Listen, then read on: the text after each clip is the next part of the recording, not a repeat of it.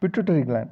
The pituitary gland consists of anterior pituitary, which is also called as adenohypophysis, posterior pituitary, which is also called as neurohypophysis, and intermediate lobe, which is also called as pars intermediata, which is rudimentary. Hypothalamo-pituitary relationship. The secretion of anterior pituitary is controlled by hormones called hypothalamic releasing or hypothalamic inhibitory factors secreted within the hypothalamus itself. They are then conducted to the anterior pituitary through hypothalamo-hypophyseal portal vessel. In anterior pituitary, these releasing and inhibiting hormones act on glandular cells to control their secretion. And posterior pituitary does not secrete hormone. So this is diagram showing the hypothalamus and the anterior pituitary, which consists of anterior pituitary and posterior pituitary, and anterior pituitary related to the hypothalamus through the hypothalamo-hypophyseal portal vessels. Both inhibitory and stimulatory hormones which are secreted from hypothalamus, they run down into the hypothalamic hypophyseal portal vessels and reach anterior pituitary. Posterior pituitary hormones are synthesized by cell bodies located in supraoptic and paraventricular nuclei of hypothalamus. The hormones are then transported in the exoplasm of nerve fibers to posterior pituitary. Axons that arise from the supraoptic and paraventricular nuclei of hypothalamus pass to the posterior pituitary via hypothalamo-hypophyseal tract. The nerve endings contain secretory granules which are called as herring bodies, and they secrete ADH or which is also called as vasopressin and oxytocin. So this is the hormones of posterior pituitary are actually synthesized in the hypothalamus, that is paraventricular nucleus and supraoptic nucleus, and through the hypophyseal tracts they are going to reach to the posterior pituitary and they are transported along the nerves by the axonal exoplasmic flow. Pituitary hormones from the anterior lobe are TSH, ACTH, growth hormone, FSH, LH, prolactin and beta lipoprotein are secreted, whereas from posterior lobe the antidiuretic hormone and oxytocin are secreted, and from intermediate lobe alpha and beta melanocyte stimulating hormones are produced. Coming to the growth hormone. Growth hormone is also called as somatotrophin or somatotrophic hormone. It causes growth of almost all the tissues of the body that are capable of growing. Somatomedins are nothing but they are the polypeptide growth factors secreted by liver and other tissues. The effect of growth hormone on growth, cartilage and protein metabolism depends on the interaction between growth hormone and somatomedins.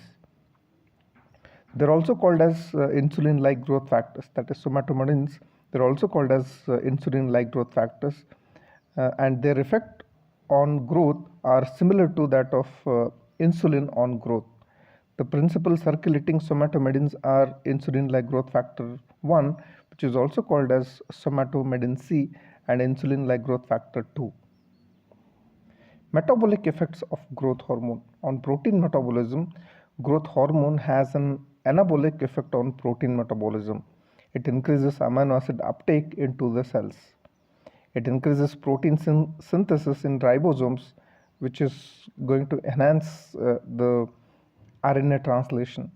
And growth hormone stimulates the transcription of DNA to form RNA. It decreases the catabolism of protein and amino acids. On fat metabolism, the growth hormone increases the levels of circulating free fatty acids.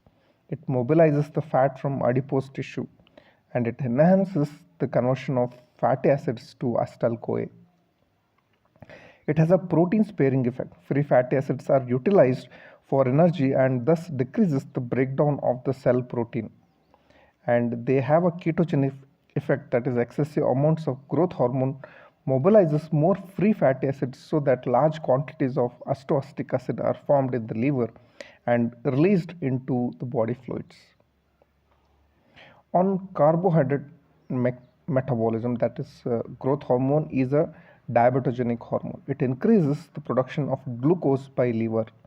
It increases the insulin production and decreases the sensitivity to insulin, that is, insulin resistance. Hence, it decreases glucose uptake on adipose and skeletal muscle. See its effect on electrolyte metabolism. Intestinal absorption of calcium is promoted, and renal excretion of electrolytes like sodium, calcium, phosphate, and potassium is suppressed. And it also causes retention of electrolytes and diversion of those electrolytes to the growing tissues. Actions on growth. Before the closure of epiphysis, growth hormone increases the length of the bones. It stimulates proliferation of chondrocytes and osteogenic cells. Protein deposition by chondrocytes and osteogenic cells are increased, and it causes conversion of chondrocyte into osteogenic cell, thus causing deposition of the new bone. Growth hormone stimulates osteoblastic activity, which converts cartilage into bone. And after closure of epiphysis, linear growth is not promoted. Bone thickening can occur through the periosteal growth. And this is how the growth hormone secretion is regulated. So growth hormone is regulated mainly by the hypothalamus by growth hormone inhibiting hormone, growth hormone releasing hormone, which are going to inhibit and increase the secretion of growth hormone from anterior pituitary respectively. Then growth hormone stimulates the liver to produce somatomedins, and somatomedins, by negative feedback, they're going to decrease the release of growth hormone, and they also can stimulate the growth hormone inhibiting hormone from hypothalamus.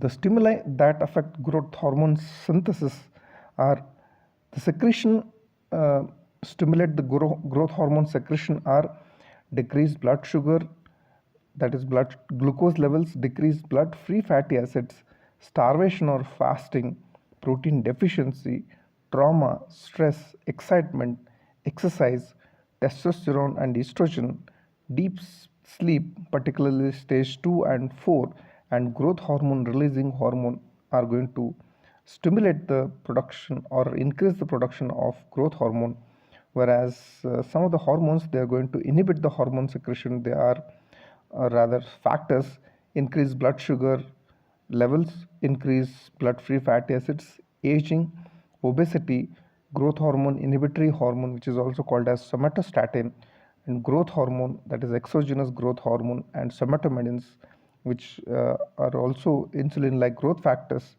They are going to